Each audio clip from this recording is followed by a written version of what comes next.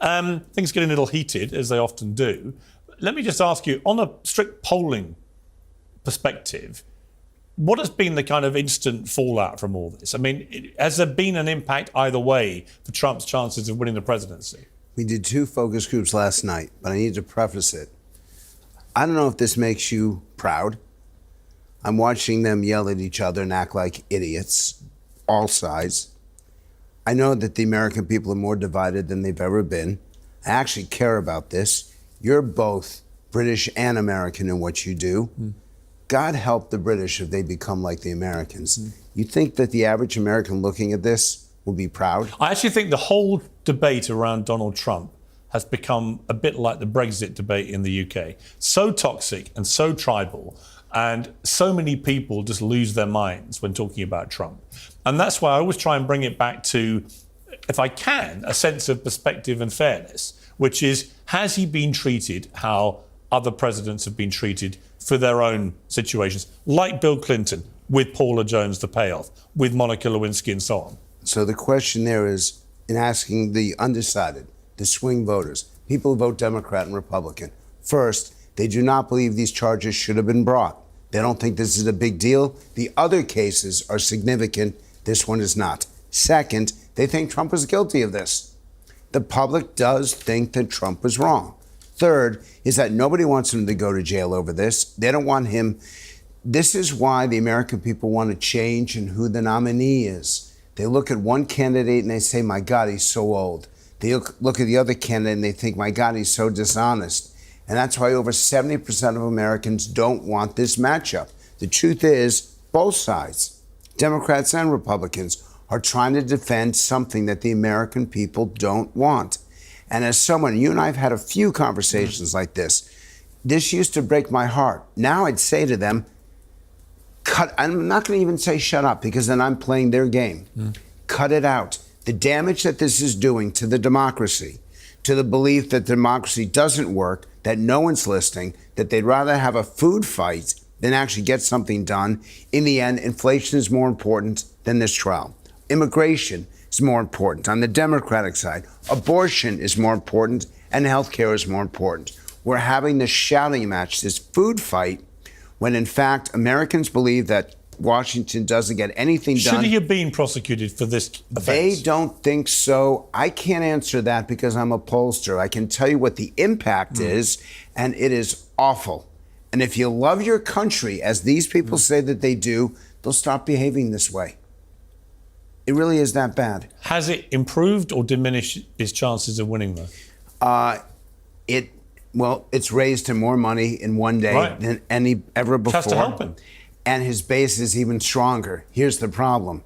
The public is afraid that it's now made it more likely that after the next debate or the next trial, we're going to see violence. The public now believes that it's less likely that we will come together when the election is over.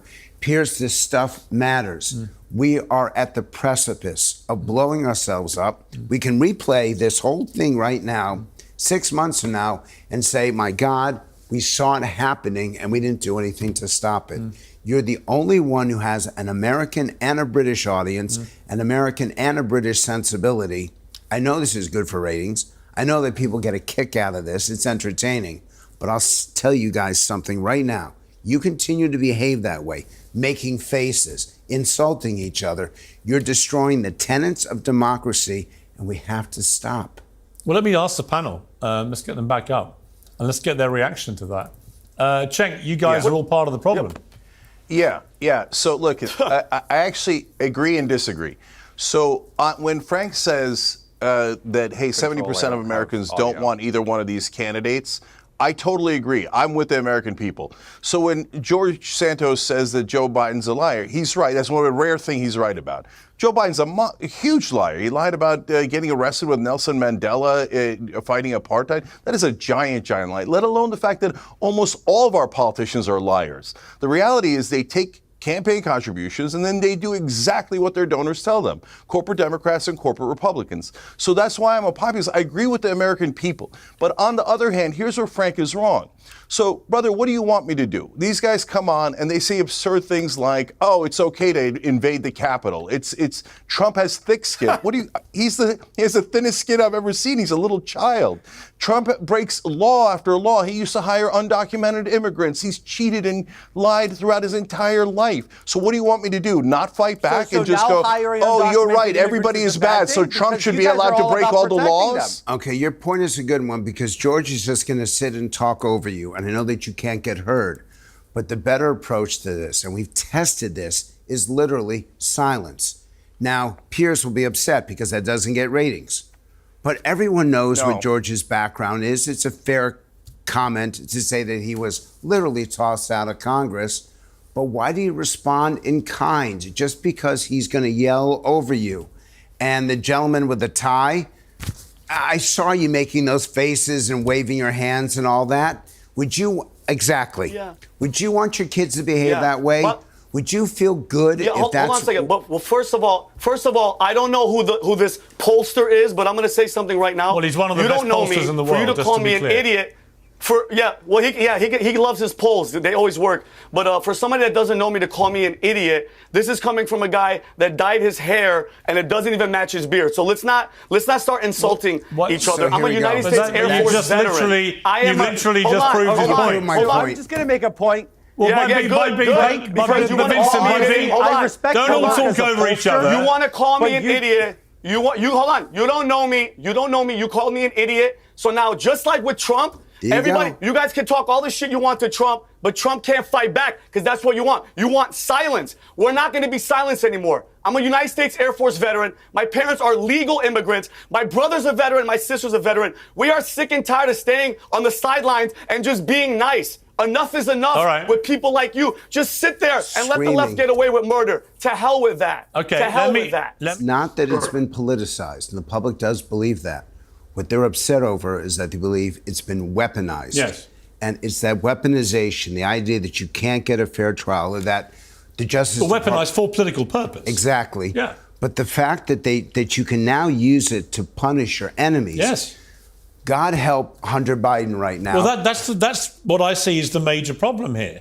By choosing something so relatively trivial to take a massive mallet to smash someone over the head with for stealing a carrot, right? What you're basically going to end up with is tit for tat going on now for a long time and increasingly damaging, I think, to America, its national interest, and the respect for the judicial process. So the key element is consequences. What are the consequences? And no one's thinking about that. They think of what they say. They don't think of what comes back to them, and that's a real danger for our democracy right now. Yeah. Cenk, this is my concern about this, is that it is absolutely inevitable that the Republicans are now going to try and do this to Democrats, to Democrat presidents, to whoever they can get their hands on for retribution. How does any of this help America? I mean, looking at this from across the pond, I think everyone's lost their minds in America. To do this, like I say, over something so relatively trivial, to take it to the place where a president sits there in an election year for 2 months listening to tawdry details of a one-night stand with a porn star. It just, to me,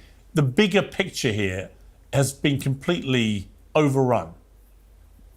Yeah, listen, I'm a rare guy who's on the Democratic side, who understands all the things that you guys are saying, but I think you're wrong on a couple of critical elements. First of all, the powerful have been doing this for a long time in targeting people. So, for example, Eliot Spitzer was the sheriff of Wall Street. He was actually taking on the big banks and trying to protect the average American. So what did they do? They targeted him. There's a whole movie about it. They admitted, they brag about it. They said, we're going to try to get him on anything. And so they targeted him, and they found him, in his case, with a prostitute, and then they embarrassed him and got him out of office. So this is something that the powerful have been doing for a long time. But the critical thing that you guys are missing is the powerful were actually protecting Donald Trump for 2.5 years when he's actually broken countless laws.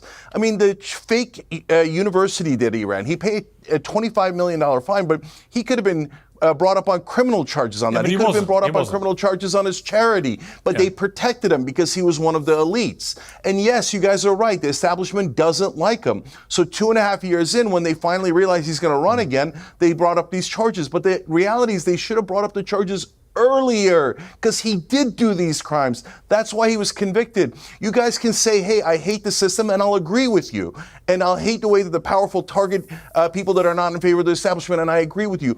But don't defend a guy who's an obvious con man and an obvious criminal. Why don't you pick someone who's anywhere near clean so that you could have the moral high ground? But they didn't do that. Okay. Look, MAGA is not wrong about how corrupt this system is. They're taking millions of dollars from donors and doing exactly what the donors want. But you're wrong in that you picked a guy who's still running a 3-card Monte scam on you. It's so obvious. As a person who's a fellow populist, I'm trying to stop you from losing your money, losing your mind on the wrong guy. Yes, but the focus is not about criminality. The focus is, how do we afford housing and health care? How do we afford food and fuel? How do we get control of our border? How do we make sure that women have the right to choose? How do we do these issues that affect people in their day-to-day lives? Yelling about this doesn't fix anything, and it's why the public hates Washington, hates Congress, hates the elected officials, now hates the Supreme Court. They're asking for results, they're asking for getting things done, and they're not seeing it because of debates like this. Okay, George Santos. Donald Trump Jr. tweeted, the left is willing to destroy our republic to stop Trump and keep their power. On November the 5th, let's show them we won't let them get away with it. Michael Cohen, today is an important day for accountability and the rule of law. While it's always been a difficult journey for me and my family, the truth always matters. And Anthony Scaramucci, think about the moral cowards in the Republican Party. We know the GOP elected leaders hate Trump, yet they will kowtow to a convicted felon under the ruse there's something wrong with our system. So, you know, there's a lot of views on all sides here. It's just, to me, all it's done is cement the polarization. It has whipped up the tribes. It's made the toxicity even more extreme. And as we've seen throughout the year, the more that people have come after Trump legally, the more powerful he has seemed to get in terms of his electability. I'm going to have to concede and agree with Frank. Frank's a talented pollster. He knows what he's doing. He's been doing it for many years. Despite his opinion of me, I really don't care. But I'll always defer to him. He understands the pulse of how this is going to affect. It doesn't affect me as a voter. I know it's not going to affect the base as a voter.